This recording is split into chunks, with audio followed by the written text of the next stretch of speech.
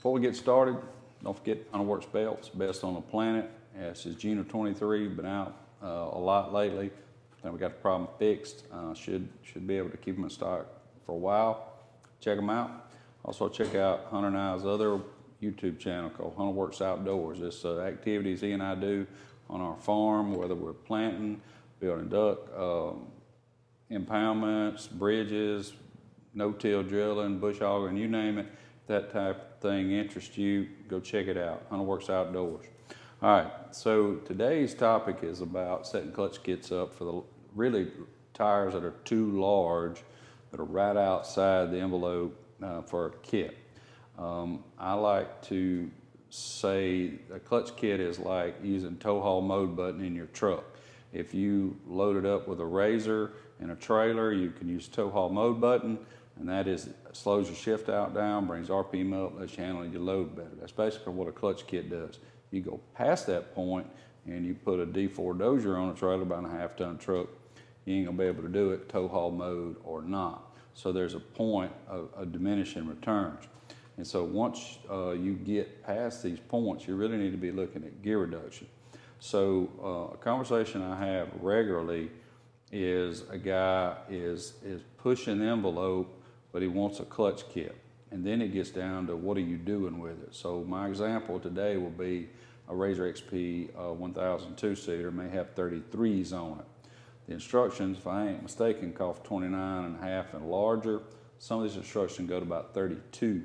But the point is when you're right outside of it, if you use that skinny pedal a lot and your foot to the floor, stomp on the brakes, then yes, you can lighten up those fly weights, get your shift phase RPM up where it's supposed to be for that larger tire, and probably do okay for fast riding. The problem is that once you slow everything down, try to do some rock crawling or pulling or mud holes or not want the tires to turn, that really light weights that you chased your tail to get that shift phase RPM up is now not going to allow you to grip your belt well. So you need enough centrifugal force in these fly weights against this spring to squeeze on the belt. And if you're lighting them up, it don't want to squeeze, and you're liable to burn your clutch up. And so it gets down to what are you doing? If you literally are fast paced all the time in 33s, chase your tail and get that shift phase RPM up there close as you can. But that guy needs to keep in mind that he slows down, he may burn belts easier. If you say, I got 33s, I needed a new clutch, and you sold me that Dalton stuff. Yeah, because you got a better quality weight, helix spring, etc. than stock, but we'll probably set it up for a stock tire or a smaller tire so that your fly weights are heavier because you had the bigger tires and you drove slower.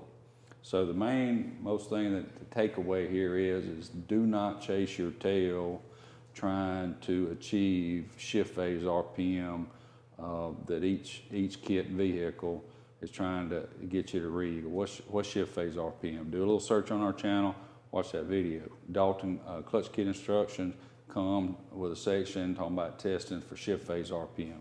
Read your instructions, but don't chase your tail trying to get it with a little bit larger tire than you should have, and if you go too far, it's gear reduction time.